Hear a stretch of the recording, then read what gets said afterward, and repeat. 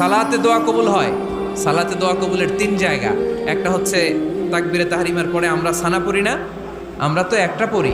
আল্লাহর হাবিব সুন্নাহ এবং নফল নামাজে আরও পড়তেন সানা, ওই দোয়া কবুল হয়। 2 নম্বর জায়গা সালাতে সেজদায় পড়ে দোয়া করলে কবুল হয়। আকরাবু মা ইয়াকুনুল আবদু মির রাব্বিহি ওয়া হুয়া সাজিদ ফাকসিরু ফীহি দুআ।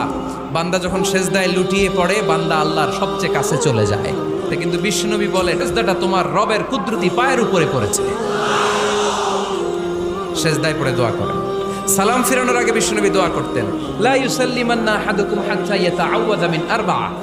আল্লাহর হাবিব বললেন, 4 জিনিস থেকে পানাহ না আছে আমার কোন উম্মত যেন সালাম না ফিরায়। তারা যেন পড়ে, আল্লাহুম্মা ইন্নী আউযু বিকা মিন আযাবিল কবর, আউযু বিকা মিন আযাবি জাহান্নাম, আউযু বিকা মিন ফিতনাতিল মাহইয়া ওয়াল মামাত, আউযু বিকা মিন ফিতনাতিল মাসিহিদ দাজ্জাল।